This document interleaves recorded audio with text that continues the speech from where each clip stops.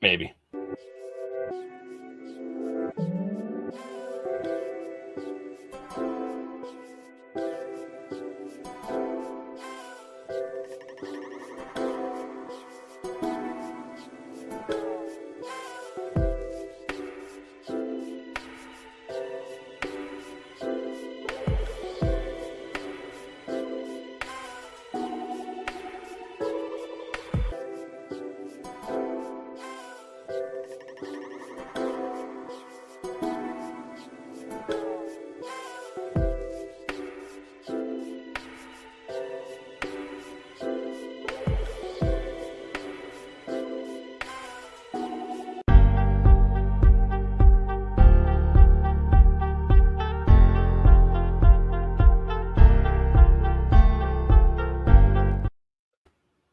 Well, good morning, good afternoon, good evening, everyone.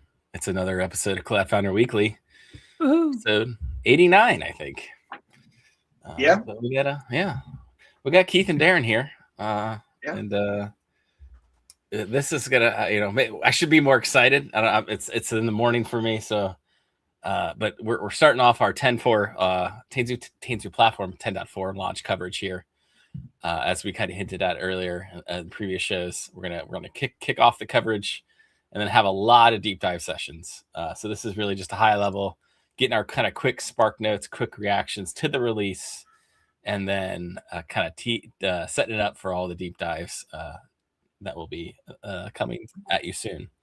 So I guess without further ado, let's just do a quick banter, kind of get everybody warmed up. What's new? What's new in your neck of the woods, so to speak? Darren, I'll let you go first. You're sending me some pictures of things. I was. Yeah. So this week I had my gigabit symmetrical fiber installed here at the house, and was a bit of an interesting occurrence because we've been waiting on this now. We've been in our new house for about 4 months. And we've been waiting on the Spectrum install. I've been running off Starlink, which, for the record, Starlink's been great. I haven't really had a whole lot of issues until I started getting leaves on trees, had to move the dish to the roof, but it has been great. But yeah, essentially what it boiled down to was there was no node in front of my fiber node in front of my property like they said there would be, and so they had to run a fiber node to the front of my property. Which did not get buried, even though they said it was supposed to get buried. But I'm told it's a temporary line, and so it's actually quite hilarious. The pictures I sent Nick, they basically are stringing it across the road and then stringing it down a couple of telephone poles. And then the telephone poles kind of go into the brush, and they decided, oh, we're not going to run it through the brush. And so they just strung it along some trees across the front of the brush until they got to my property. And then it drops down, and there's just this big coil, and the fiber nodes laying there. But they were out Wednesday night and installed it. And I have beautiful symmetrical gigabit fiber that is very much jerry-rigged at the moment, but is fully functional. So I can't argue with fully functional. Yeah. Very nice. Yeah, hopefully there's no storm roll through. But I think one of the highlights of the pictures you sent was like it was some Velcro wrapped around it off a tree limb and like the fiber kind of running through that. I was like, that looks super good. Yeah, no, I think it'll be okay. We're getting some rain and stuff tomorrow, but they said apparently the Department of Transportation has been dragging its feet on approving some permits for boring and trenching, and so that's what prolonged our wait anyway. But so it's at least functional now. It's good. I'll take it. Nice, cool, nice. What's new with you, Keith? No, well, when you said fiber, because we just got a flyer through the door. Like, we have gig fiber to the house here, and they're offering now 5 gig fiber to the door. Oh, I'll take it. Europe, come on. That's the thing going. I don't need it, but do I want you do. it? Yes, you need it. You want it. Absolutely. Why haven't you signed up already? I'll sign up for you. Yeah, no. When you then like Nick, I think a lot of you biggity gear, when you see what's being used, you're going, yeah, it's not needed, but what can I do with it? What can I play with? I suppose, my kids do a bit of gaming, but they yeah, they're not coming. The latency's bad, you know. Well, here at Kuhn Labs, I could use 5 gig up and down. I'm just saying, based on some of my bandwidth. I would believe that. I would believe that. The one nice thing they came in the door with today was it's bank holiday weekend here. I totally forgot. Didn't know. So nice. So off Monday, though they get off Monday and Tuesday. So nice. I don't know. It's like the thing when you're an adult. I don't remember having this many holidays as a kid, but maybe we did. Yeah. Hey, can't complain, right? But no, kicking away in the lab, trying more things, especially 10.4. There's a lot there. So just playing, seeing what we could do. So we had got a sneak peek of what was coming because a few of us here were involved in beta testing it.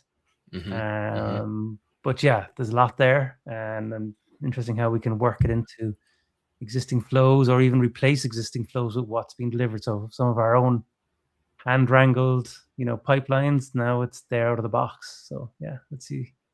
As we say, the series, we can see some of those, how we were doing things manually. Now it does it for us. Yeah. If I had to characterize 10.4, it's delivered on a pallet, and it's very heavy. There's a lot to unpack. I've just started cutting the shrink wrap, and I'm taking some of the boxes out and looking in there. But like there's so many features in this release that even I still haven't even. I'm still trying to just digest everything. So this is over the next few weeks, you'll help digest it all. We will help everyone digest it all as we deep dive through these things. But I guess I just want. We got a side list here that we kind of queued up to cherry pick a few things, but whenever we're ready for that, we can go into that. But Darren, you're gonna say something, so I won't. I was just gonna say, I mean, from a marketing lens, every single time we have a release, there's always a whole list of things that you look at and go, okay, what needs to get like headlines? What needs to get because like obviously there are big things that always get headlines, and obviously as part of this announcement, we announced it at the AI and Finance Summit in New York City back on April 15th, and then we released it last week. And one of the things that I think anytime we're going through this is like, what are the big showcase items and the marquee items? And certainly, the big item that got the most headlines at the AI and Finance Summit was agent foundations, and this idea of basically having a foundation that has all of the tiles and all of the services that you're going to need to support agents in your environment, and that absolutely got the headlines. But there's a lot of other things that are in this release that I think are also just as noteworthy, especially for existing customers. We talk a lot about the new features because obviously, we believe Tanzu Platform is the best platform to run agentic workloads, but we also believe it's the best platform to run all of your modern applications and all of those workloads. And so I think, one of the things we can probably dive in, but as we dive in, like, I think one of the big things for existing customers, and I think it's something we've been waiting on for a while, is stateful workload support is here. This is exciting. Stole my thunder. Yeah, I know, but I figured that's the best way to start, right? Because I mean, this is one of those things where everybody looks at, and I think this is actually something I'm going to probably write a blog about here soon. But everybody looks at Tanzu Platform and goes, oh, well, it's great for 12-factor apps. It's great for apps that I've got all of these microservices and that, I need a place to go with all of them. But one of the things that I think is a huge myth that's out there is the fact that like it's not built for traditional workloads. It's not built for workloads that have stateful services that are sitting behind the scenes, and that's not true. Like it's not true, and we want to dispel that myth. And this is one of those ways I think we get to do it, right? Yeah. I guess I'll share my screen because let's talk about that here. What we can I mean, the block storage thing is kind of like a really big deal, and I feel like it. I don't know, like it's like, oh, like that's like, oh my god, that's really cool, like because like even in so like I've been hacking around with all kinds of agents running on CF and Tanzu Platform, but they all really want like a disk. So like Diego was like, not so good because like they want to like install things and write to it like just like a normal like hard drive, right? And this kind of lets us do that here. So big huge deal there. Let me get this. Oh boy, Yeah, I think that touches both things, like what you're saying about the agentic foundations, the block storages. We've been doing these, but it's our hacking around the platform to do it. Like, so it's always, things have always been possible, but it's not elegantly out of the box. You could do it, right? But it's not like, part of the pre-enginered experience. Yeah. Oh, look at you. So yeah, it sounds fancy. That's what I'm in marketing, Nick. What do you want? Technically we all are, but yeah, that's true. Some are fancier than others. Like I suppose you think of some of the personas as well, like of, depending on who's coming into your team or not, are they from more of a click ops type of background or not? That certainly, I can, it's easier to consume for them if that's their background.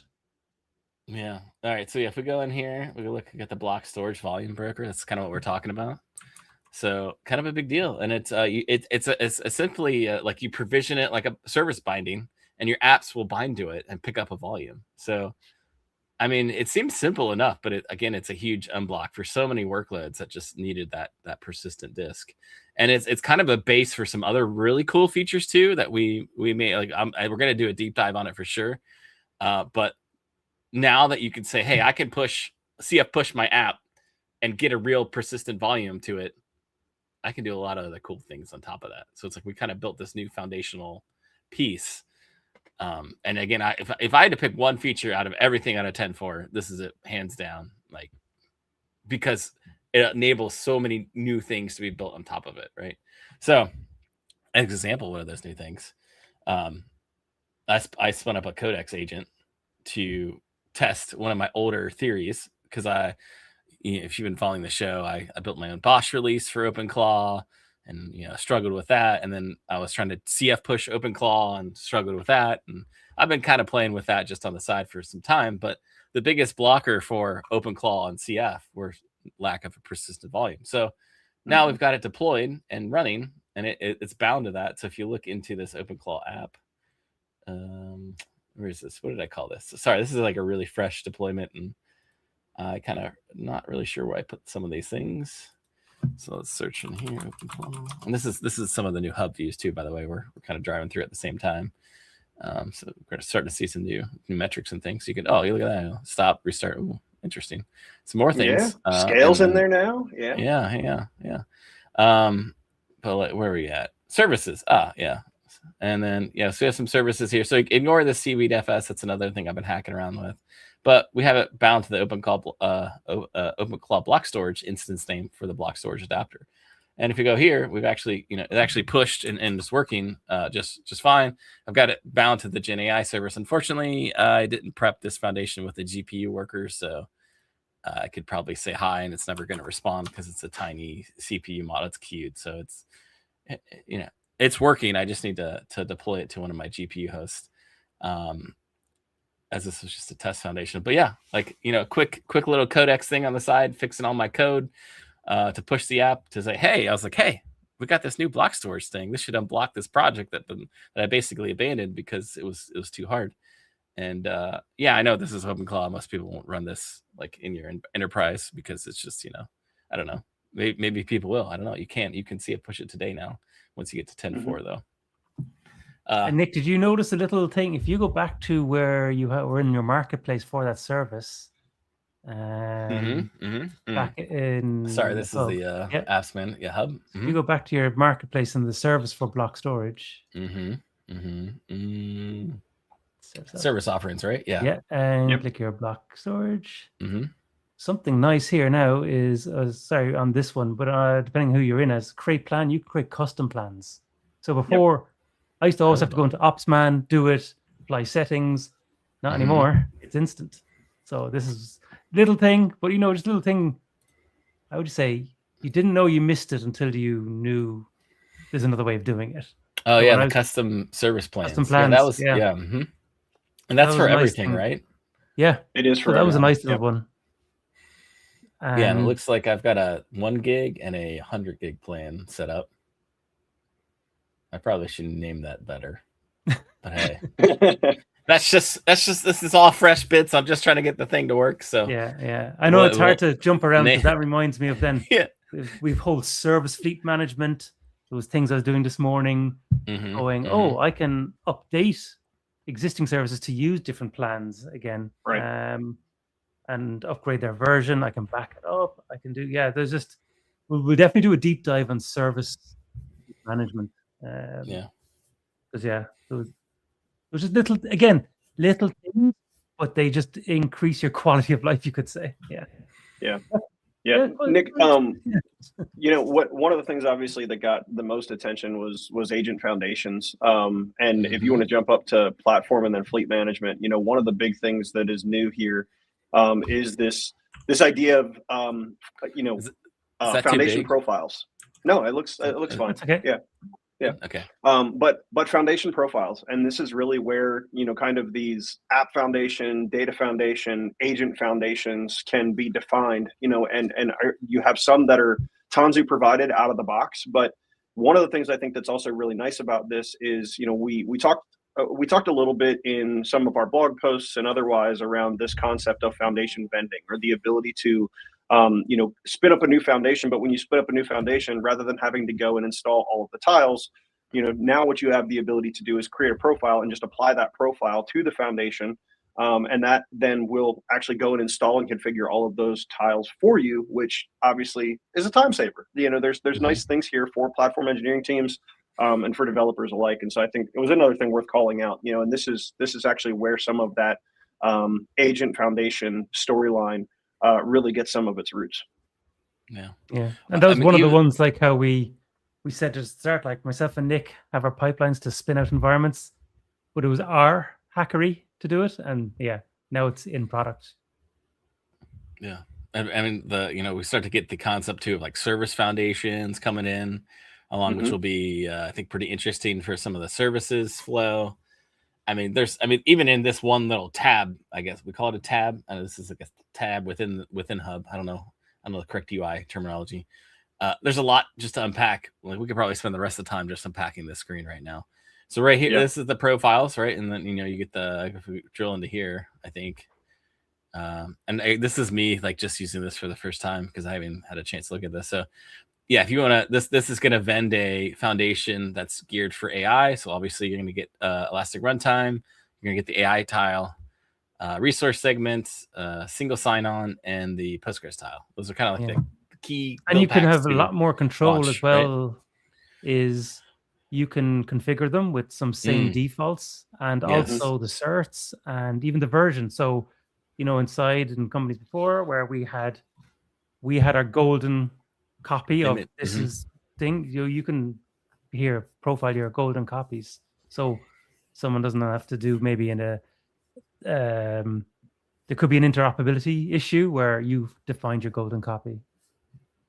Right. It's again nice little things, all little things where we're excited to dive. We could do a whole show on this one, really. Right. All right. Let's see what other here. Let's see. And I apologize. I did push a massive change in this environment like right before the show because I do that for some reason. And I was like, oh, I probably shouldn't have done that. But let's see. I think everything is still working. I was like, let's change all the certs. What could go wrong? It looks quite snappy, honestly, this morning. I'm impressed. I'm like, it's like, ooh, it's working. If you want to pull up services, if you want to pull up services, images. Nick. Oh, you want to do images? Do that. I know. I was actually going to. Okay. Yeah. I was going to suggest services. So it's okay. I was going to suggest services. So if you jump up to the services dashboard for all of your deployed services, and I don't know what services you have deployed. I probably should have started there. I need to go. Where's that? This one. Right. Sorry, I clicked on the wrong services. It's okay. It's okay. So one of the other big things that's new in this release is, we brought, and Nick and I think you and I talked about this when we announced 10.3, and we showed kind of some of the 10.3 bits off. But so we introduced in 10.3 this services dashboard, and this really gives you the ability to kind of have one central place to see all of the services that have been deployed across the entire fleet of foundations that you have inside of the environment. With this release, we actually take it a step further. This continues to mature. And so now you get kind of an at a glance as to what's running in the environment, what maybe is in the middle of deploying or otherwise.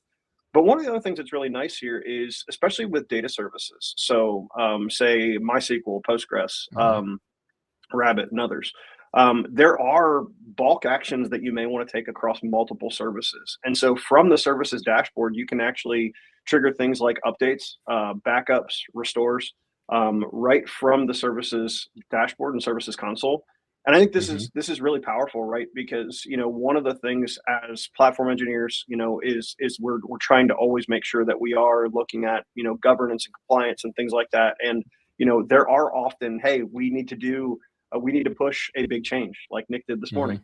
We need to push a big change, but before we push that big change, let's do a backup across all of those services that are deployed today. What a novel idea, right? I know. Like, and so let's back up stuff. God, but Darren, yeah, sorry. There's another incident earlier this week that involved a whoopsies and had no backups. And sorry, I just everybody. This is a quick PSA. You should back up your stuff. Back up your stuff. Anyway, moving on. Yeah, but the nice part about this is, you know, again, you can check that box next to that particular service, and then if that operation, say, you know, a backup or restore is supported, you're going to see that there up at the top. You can see they're currently grayed out. But yeah, if you check that Postgres instance, let's see, is it a Postgres instance? It looks like is there. So if I click on this, yeah. Now I haven't enabled backups. Oh, got it. Okay. So go back one screen, Nick. And you just check mark it. Go back one more back.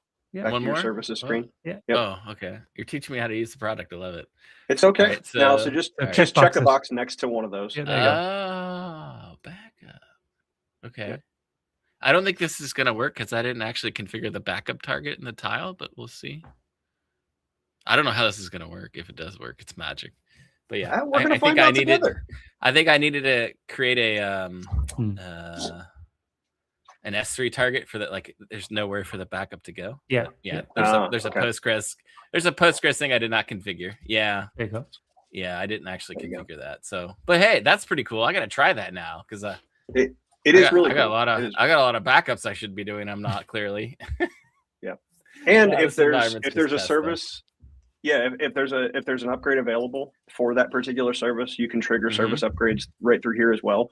And so again, from hey, I'm managing a fleet of services. Now I get a whole bunch of more capabilities right from Tanzu Hub that I don't have to go and do individually with these tiles, you know, across my fleet. And again, huge time saver for platform engineering teams, as well as, you know, maybe create some new opportunities for resources inside of the organization when it comes to maybe somebody who's more focused on managing data services. They get that ability to do so now right from within Tanzu Hub. Yeah, and I think even with the MySQL stuff, this is an older tile, but there's some bumps in MySQL versions, and I think this might be really useful for like per instance plane upgrade.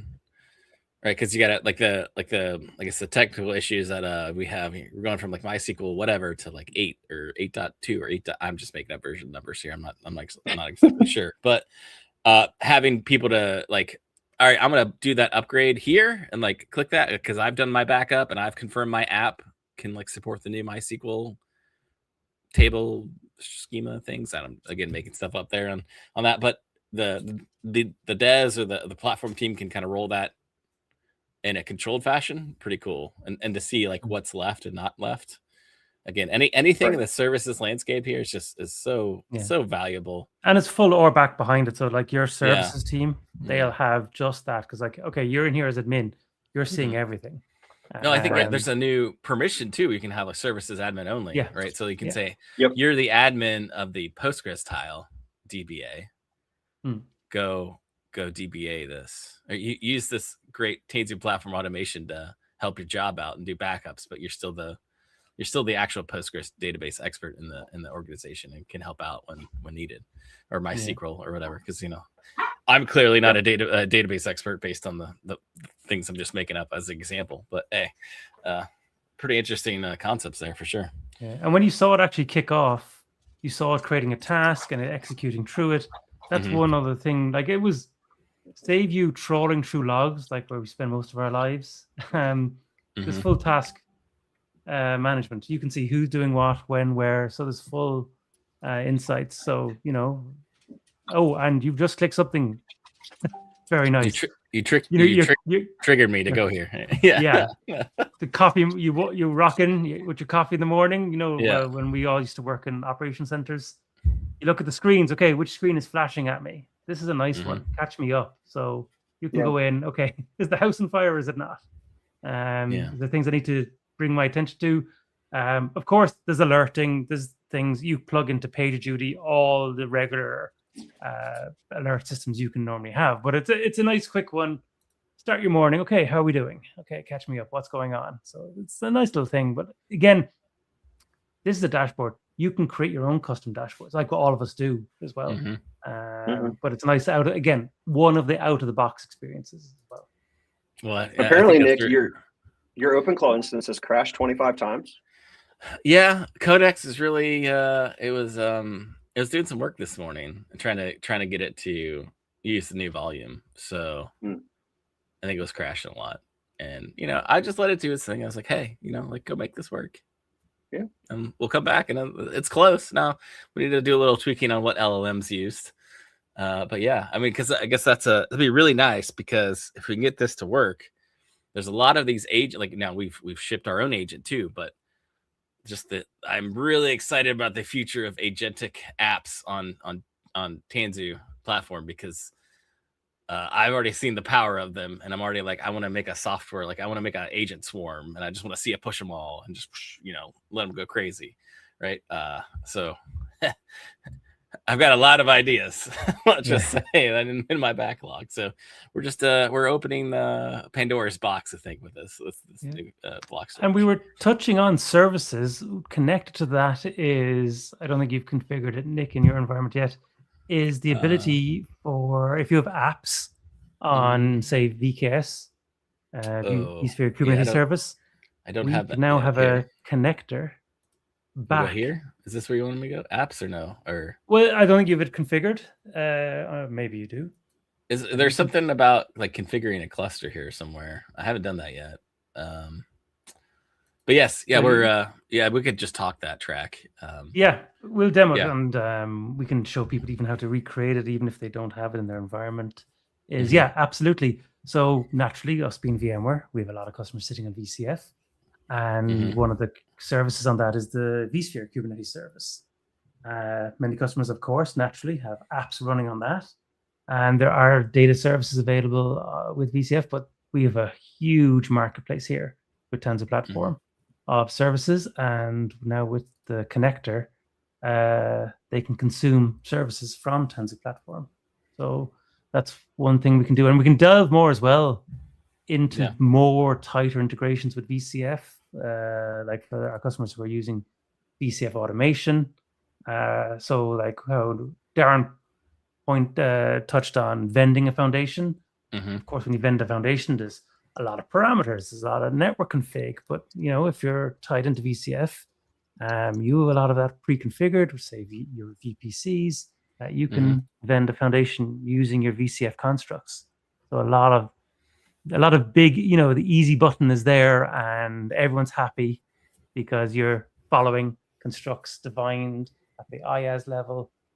So a lot more integrations we can touch on. That could be another deep dive episode on VCF. It really could be. Yes. Yeah. One of the things I'll highlight with that too is, obviously, being that we are Tanzu Platform, everything is built on Cloud Foundry, and so you get the beauty of, CF deploy and CF bind and CF service create service, and all of the goodness that's there as a developer. And one of the things that this release also does with that feature Keith just called out is if you have services that are running, or I should say an application that is running on VKS, and you want to connect that to, say, a data service that's running in Tanzu Platform, you can now utilize those commands basically in your kubectl.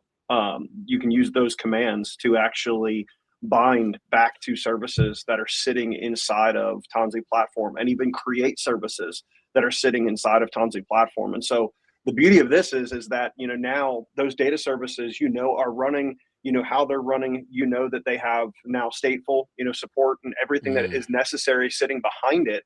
And now I can bind to those services from my Kubernetes clusters, and from my applications that are running on those Kubernetes clusters. And so it brings a lot of power back to the customer, because we know, that many customers, especially Tanzu Platform customers, are running both Kubernetes and Tanzu Platform, and that's okay, right? Because we believe there's a place for both PaaS and a container as a service solution in the same environment.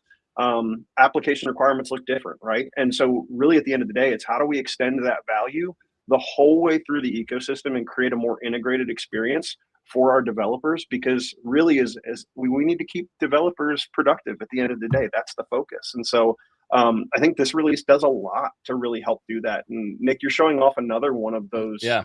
Well, it's kind of, I was trying to like bridge the gap between those two, right? Because like I think it's, it's great. Obviously, like I like to work in CF a lot, but I've also used Kubernetes a lot, and there are use cases there. But I think what's really interesting is that like we've had this like Bitnami service here for a while now, and really it's a treasure trove of great data and image offerings, especially now that we're in the agentic AI era, and there's a new software supply chain attack like every 2 minutes. So even just like pulling things from the internet becomes like, I don't know, maybe I shouldn't do this at all,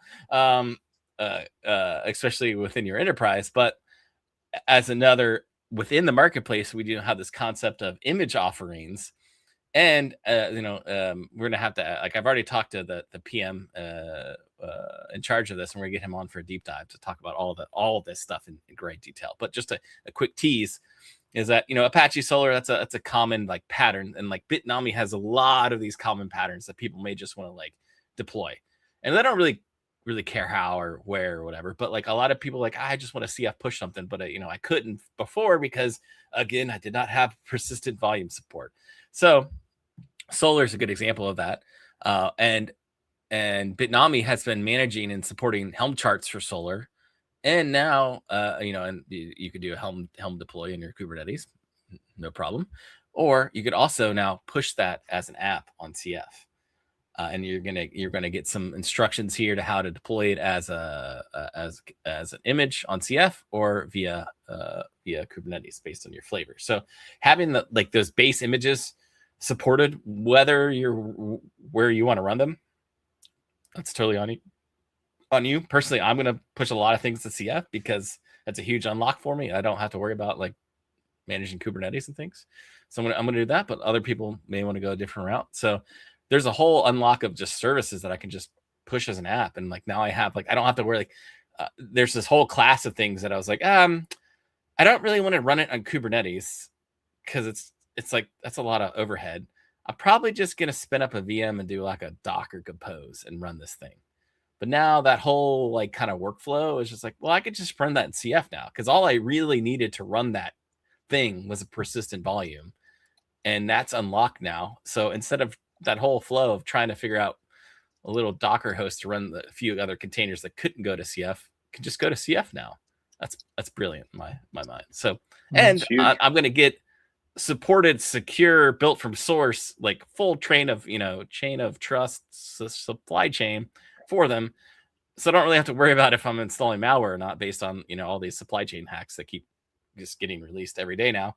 And I can kind of feel safe that these packages have been like they're not 0-day exploit gonna steal all my credentials type of thing as well. So it does really cater for like several types of developers. You can't just stick a developer in a box.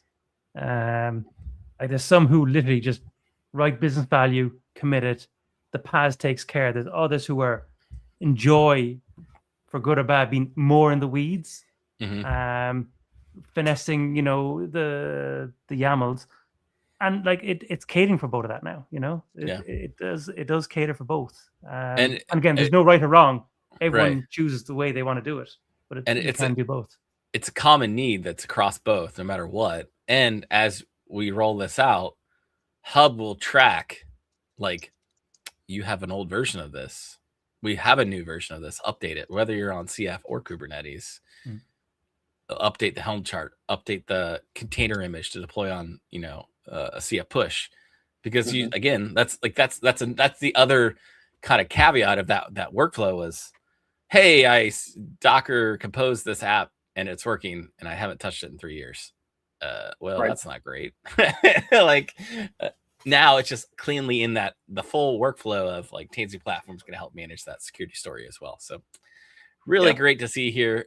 This is a lot to unpack too. We're going to definitely do a deep dive session on it, just because we could really go in the weeds. And we saw some demos yesterday and maybe even Tuesday of this. I'm excited to really, there's so much things that we could like get in there and start, getting our hands dirty on. Like I can't even. I'm struggling to like where to dive in first, so to speak. But this is setting the tone for different deep dives all over the place.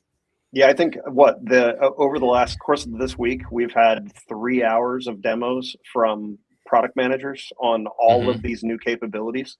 And so, I mean, I think that just goes to show like the innovation hasn't stopped. The innovation engine is going strong. Like there's a lot of really big things. And I think the other big piece of this release is the fact that like it reiterates we're listening to the feedback from our customers. In addition to just the feedback from our customers, we're also innovating and creating new functionality that betters the experience for both platform engineers, but also the developers that are the end consumers of the platform, which is really the focus. And so it is a really exciting release. Ooh, did we mention it's an LTS? It is an LTS. Oh yeah, yeah. We should do a quick. I know, do you got the slide? You have a hard stop. Got the slide handy? I can find the slide. Let me give you. I will find the slide. 1 second. We have to our PSA about upgrading. You should do. We do need to make our PSA around upgrading. Yeah. Yeah. But we make upgrading easier. We have Planner built into. Yes. Way to connect the dots there, Keith. I was going to say, good job, Keith. Go team. I need to find. Okay, man, slides. You're really putting me on the spot here. I know, it's okay. I'm actually working on it as well. I think I'm gonna while pull we have over a slide. I think this one's fine to show publicly. I'm gonna pull this over. If you don't want this, let me know. Yeah, this one's good. This one's good. Yep, this one's good. This one and the one before it are both good. Okay. All right. Yep. I'm afraid to go. Can I do slideshow? Let's go. You should. Okay. There you go. Yeah. Computers. Yeah. So all right. This release is the next release in the LTS support track. So if you're not familiar with the long-term support track, this is what we commit to supporting for a time frame of 2 years. So there will always be patches, updates, bug fixes, security releases. All of those things will happen over a 2-year period. But it's also really important to note here that this also means that we've got an LTS release that is quickly approaching end of support, which is Tanzu Application Service 6. So if you are a TAS customer running 6.0, it is coming end of support June 30th of 2026, and you want to get to 10.2 at the absolute, a minimum would be 10.2.